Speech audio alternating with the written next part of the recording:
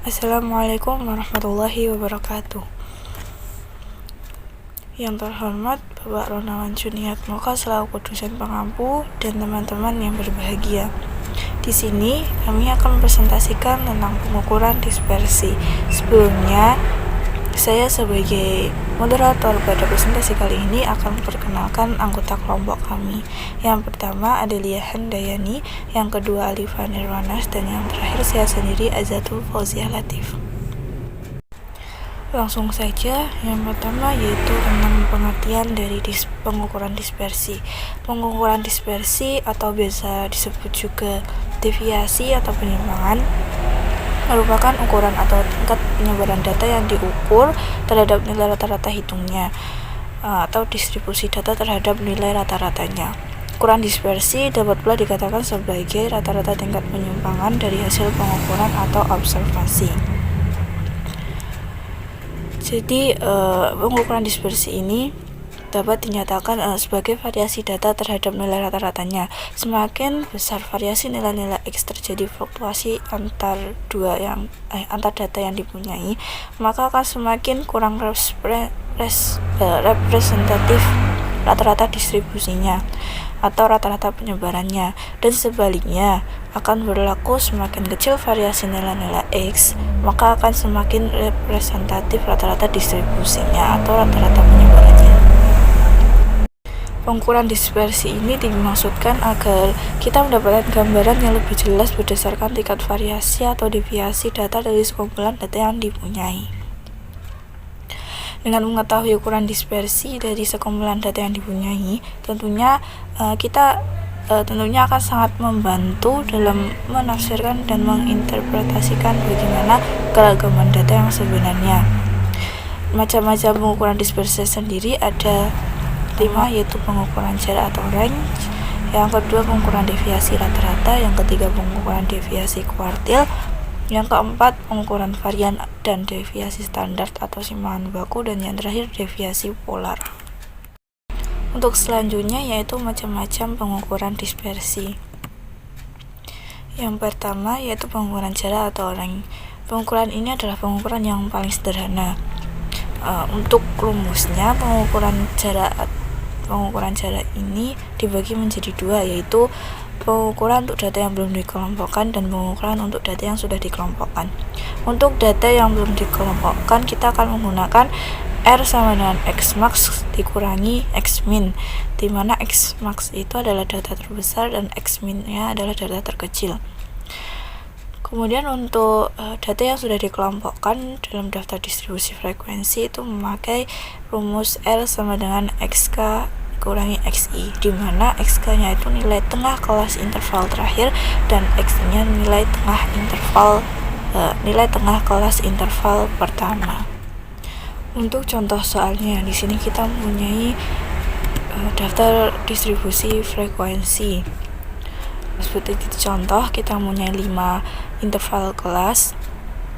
Nah, untuk mencari range atau pengukuran jaraknya, kita menggunakan cara yang kedua, yaitu data yang sudah dikelompokkan, karena data tersebut sudah berbentuk daftar distribusi frekuensi. Kita cari dulu nilai tengahnya berapa, kemudian kita cari range-nya dengan rumus XK min X1, nilai tengah kelas interval terakhir dikurangi nilai kelas interval pertama. Nah, dari data tersebut nilai tengah interval kelas terakhir itu adalah 165,5. Kemudian nilai kelas yang atas itu 125,5. Jadi untuk mencari range-nya yaitu 165,5 dikurangi 125,5, hasilnya adalah 40.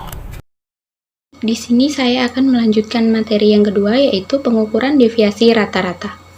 Deviasi rata-rata dibagi menjadi 2, yaitu untuk data yang belum dikelompokkan dan juga untuk data yang sudah dikelompokkan. Untuk data yang belum dikelompokkan, rumusnya yaitu dx sama dengan sigma xi min x bar dibagi n, di mana xi yaitu nilai x ke i dan x bar yaitu rata-rata nilai. Data yang sudah dikelompokkan, rumusnya yaitu dx sama dengan sigma fi dikali XI min X bar dibagi sigma FI, di mana FI yaitu frekuensi, XI nilai tengah, X bar sama dengan sigma FI XI dibagi sigma FI yaitu nilai rata-rata. Sebagai ilustrasi, jika diketahui kelompok data berikut dan datanya sudah terurut yaitu 3, 3, 3, 5, 7, 8, 8, 8, 10, 10. Tentukan deviasi rata-rata. Untuk mencari jawabannya, pertama kita cari tahu berapa rata-ratanya. Di sini sudah diketahui rata-ratanya yaitu 6,5. Kemudian kita masukkan ke dalam rumus dx sama dengan sigma xi min rata-rata per n. N-nya 10. Kemudian kita masukkan satu-satu angka-angka yang ada di atas seperti 3 dikurangi 6,5 dan seterusnya. Kemudian dx sama dengan 3,5 ditambah 3,5 ditambah sekian dibagi 10. Kemudian hasilnya dx sama dengan 24 per 10 sama dengan 2,4. Jadi deviasi rata-ratanya yaitu 2,4. Untuk pengukuran deviasi kuartil. Deviasi kuartil atau bisa disebut juga jangkauan semi antar kuartil merupakan setengah dari jangkauan antar kuartil.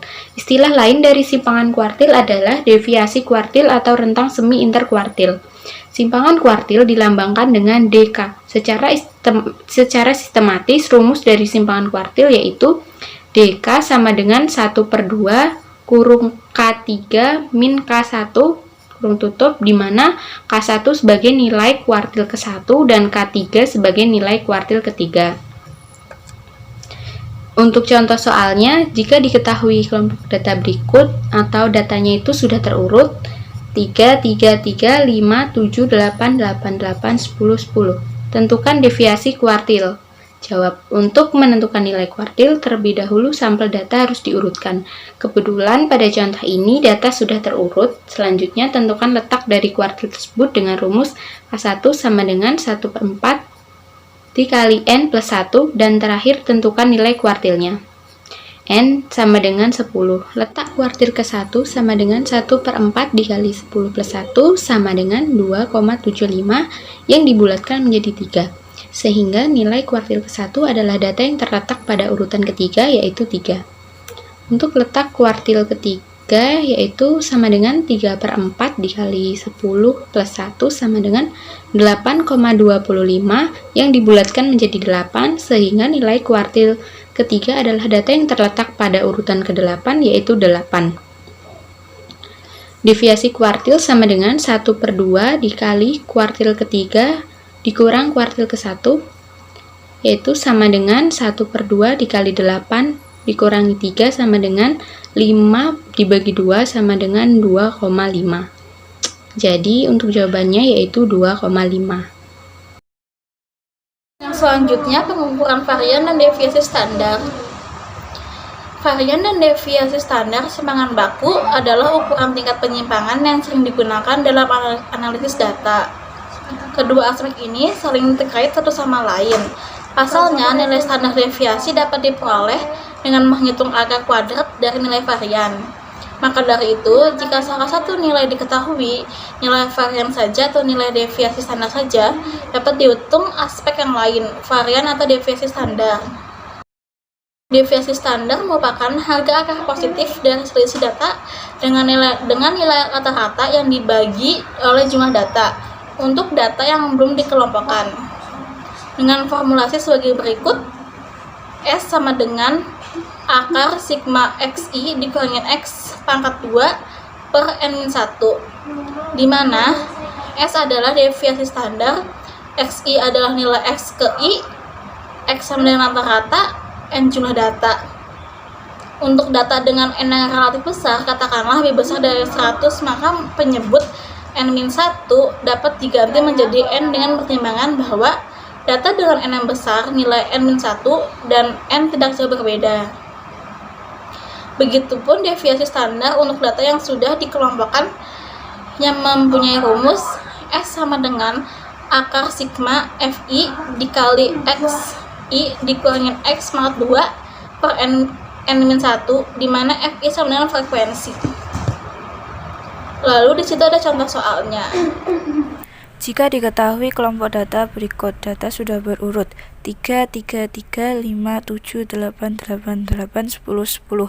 Tentukan deviasi standar. Kita cari tahu dulu rata-ratanya berapa. Di sini tertulis rata-ratanya 6,5.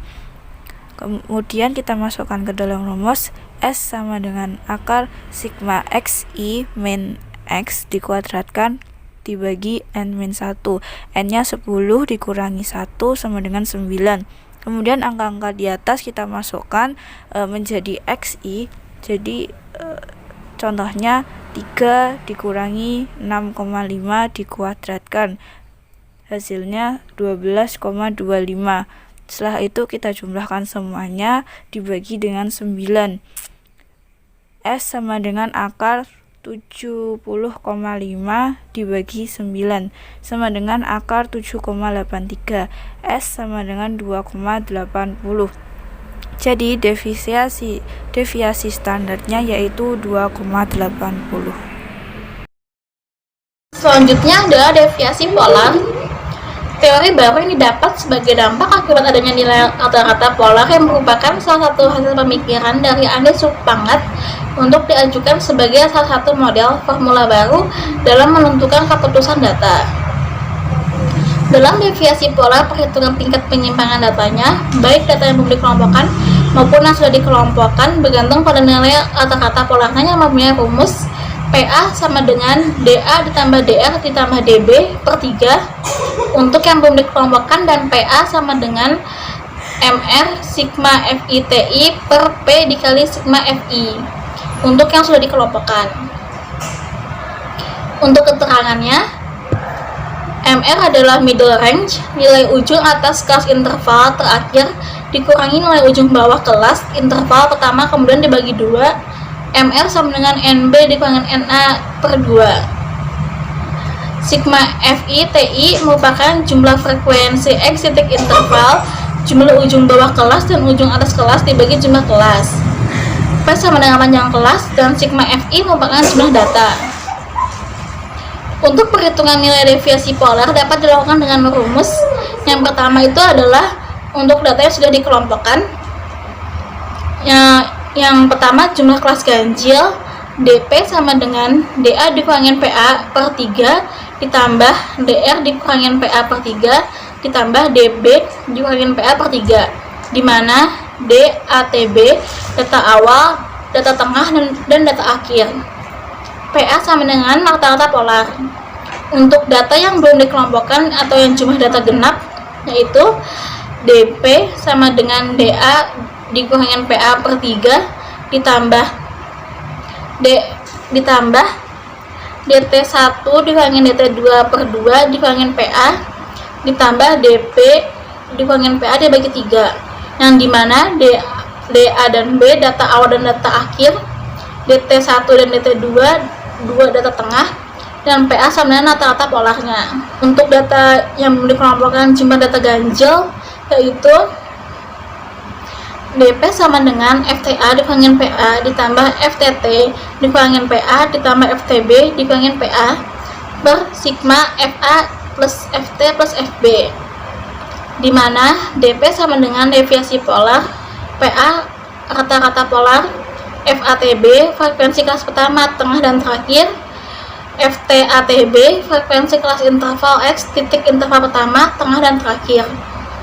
Lalu catatan jika jumlah data genap, maka FTA sama dengan FTT1 ditambah FTT2 dibagi 2, dan FT sama dengan FT1 plus FT2 dibagi 2. Untuk contoh soalnya yaitu sebagai berikut. Jika diketahui kelompok data berikut data sudah berurut 3, 3, 3, 5, 7, 8, 8, 8, 10, 10, tentukan deviasi polar. Jawabnya, karena data berjumlah genap, maka memakai rumus rata-rata polar PA sama dengan DA ditambah DT1 ditambah DT2 dibagi 2 ditambah DB kemudian dibagi 3 sama dengan data awal 3 ditambah data tengah 1-nya 7 ditambah data tengah 2-nya 8 dibagi 2 ditambah data akhirnya 10 per 3.